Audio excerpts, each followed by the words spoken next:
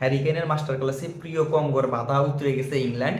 এবং আমার কাছে মনে হয় পার্সোনালি যে আমরা সবাই জানি যে ডিআর কঙ্গোর সাথে ম্যাচটা সহজ হওয়ার কথা না ইংল্যান্ডের।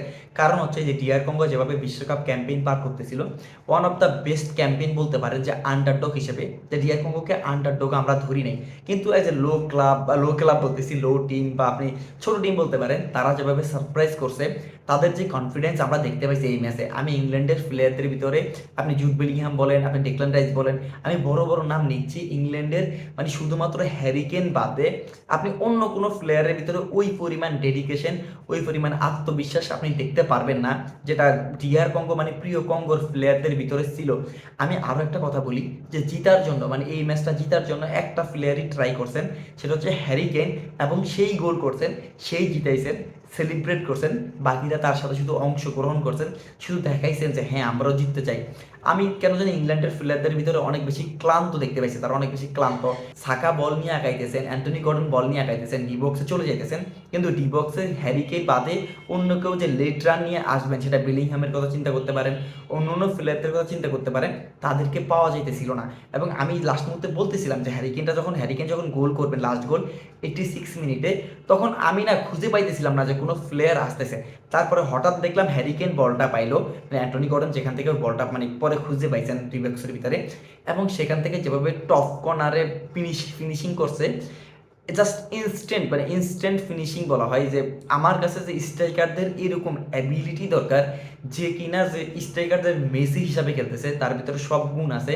হেডে গোল করতে পারেন হ্যারিকেন, আপনি ব্যাঙ্গার মারতে পারেন, ইনস্ট্যান্ট ফিনিশিং দিতে পারেন, ওয়ান টাচ ফিনিশিং দিতে পারেন, আপনি বল ক্যারি করতে পারেন, এবং সবচাইতে সারপ্রাইজিং বিষয় হচ্ছে যে বিল্ড আপ প্লে যেভাবে করেন এবং ড্রিবলিং যেভাবে করেন এবং টাইট পজিশনে বল হোল্ড করা, হ্যারিকেনকে মানে আমার কাছে হ্যারিকেন হচ্ছেন যে ফুটবলের স্ট্রাইকারদের মেসি, যে স্ট্রাইকারদের মেসি হচ্ছেন এই হ্যারিকেন।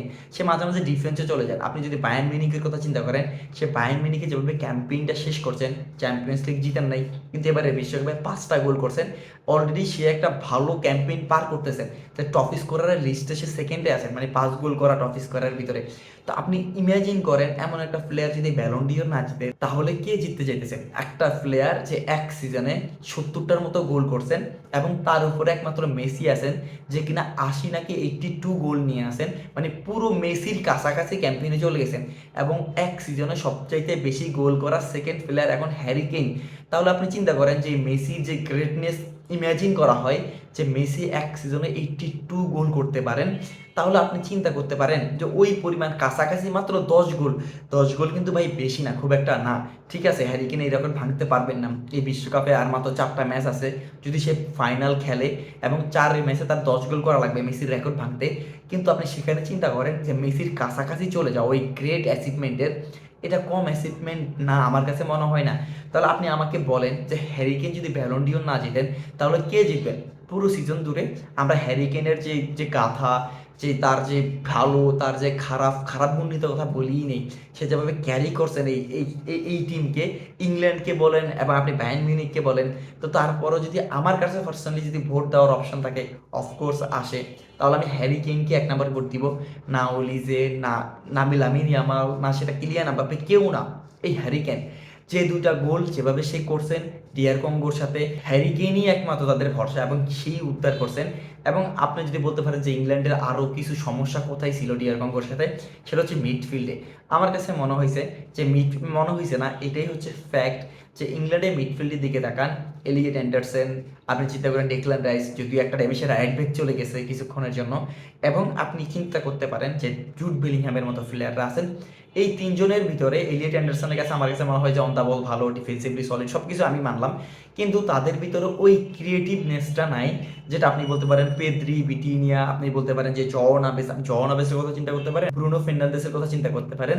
তারা যেভাবে ক্রিয়েট করতে পারেন, লাইন ব্রেকিং পাস করতে পারেন, আমি বারবার এই কথাটা বলতেছি, এবারে বিশ্বকাপে আমার অনেক ভিডিওতে এই কথাটা বলছি। তার অন্যতম কারণ হচ্ছে যে প্রতিপক্ষ বা ছোট টিমগুলো যেভাবে ডিফেন্সিভলি খেলেন, ডিআর কঙ্গোর কথা বলতে পারেন, কেপ বার্দের কথা বলতে পারেন, এরা ডিফেন্সিভলি একদম বসে যায়। তো তাদের বিপক্ষে আপনার এমন একটা মিডফিল্ডে দরকার, যারা বলটা ক্যারি করবেন, তারা আউট অফ দ্য বক্স আপনি বলতে পারেন যে হ্যারি কেইনের মতো যারা নাম্বার 9 আছে তাদেরকে ডিবক্সে খুঁজে নিবেন এবং যেভাবে অ্যান্টনি গর্ডন যেই সেকেন্ড গোলের সময় হ্যারি কেইনকে খুঁজে নিছেন ওই টাইট স্পেস থেকে সে যেভাবে বলটা পাস করছেন, পিওর ক্রিয়েটিভ মাইন্ড। আমি অ্যান্টনি গর্ডন নিয়ে কথা বলতে চাই না, বার্সার প্লেয়ার অনেক ক্রিটিসাইজ হয়েছে, ভালো খেলতেছিল না তার জন্য, এবং 80 মিলিয়নের ট্যাগ নিয়ে আসেন, অনেক কথা।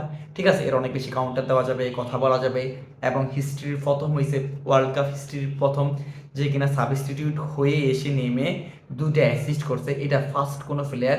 তো এমন একটা রেকর্ড তার নামে হয়ে গেছে। এখান থেকে অ্যান্টনি গর্ডন যেভাবে হ্যারিকেনকে খুঁজে পাইছে ডিবক্সের ভিতরে, এবং হ্যারিকেন বলটা ক্যারি করতে করতে আনটিল অপেক্ষা করছেন যে যতক্ষণ পর্যন্ত না সেই স্পেস পান, এবং ডিআর কঙ্গোর প্লেয়াররা স্লো হয়ে গেছেন আস্তে ধীরে, আপনি 90 মিনিট এভাবে ডিফেন্ড করতে পারবেন না। এবং হ্যারিকেন যেভাবে টপ পিন্স একদম পিওর স্ট্রাইকিং ইনস্ট্যান্ট স্ট্রাইক মারছেন, আমার কাছে মনে হয় যে হ্যারি কেইনই ভরসা। এবং আমার ওই যে কথাটা বলতে গেলাম মিডফিল্ডে, যে এরকম করে হ্যারি কেইনকে ডিবক্সের ভিতরে খুঁজে পাইতেছিল না ইংল্যান্ডের মিডফিল্ডাররা, যথেষ্ট পরিমাণ ক্রিয়েটিভিটির অভাব দেখেই অবস্থা। আপনি ডেক্লান রাইসের কথা চিন্তা করেন, সে ঠিক আছে, সে অনেক ক্রস অনেক ভালো করেন, কিন্তু শুধুমাত্র ক্রসেই আপনি করেই যে এরিয়ালে গোল দিতে পারবেন বিষয়টা এরকম না। তো সেখান থেকে আমার কাছে মনে হয়েছে যে ওই পরিমাণ ক্রিয়েটিভিটি ইংল্যান্ডের মিডফিল্ডে নাই। আপনি সেটা না ডেক্লান রাইসকে বলতে পারবেন, আপনি সেটা না জুড বেলিংহামকে বলতে পারবেন। তারা ফিজিক্যালি অনেক স্ট্রং, আপনার জন্য বল জিতবেন, আপনাকে বলটা দিতেও পারবেন, কিন্তু আপনার জন্য অ্যাজ সাচ কিছু ওই পরিমাণ ক্রিয়েট করতে পারবেন না যেটা দ্বারা আপনার আউটপুট বেনিফিট 100% আসে। এবং সেটাই ল্যাগিং ছিল এই ইংল্যান্ডের টিমে। এবং মিডফিল্ড ব্যাটেলে আমার কাছে কেন যেন মনে হইতেছিল যে ডিআর কঙ্গোর সাথে যতবার তারা কাউন্টারে যাইতেছিল, আমি ইংল্যান্ডের মিডফিল্ডারকে দেখতে পাইতেছিলাম না। এবং আমার কাছে কেন জানি মনে হয় যে যত বেশি আপনি ডেডিকেটেড থাকেন, আপনি টিমের প্রতি ইনফ্লুয়েন্স থাকেন, সেটা ডিআর কঙ্গো বেশি ছিল বরঞ্চ আমি মনে করি যে ইংল্যান্ডের এই টিমের চাইতে।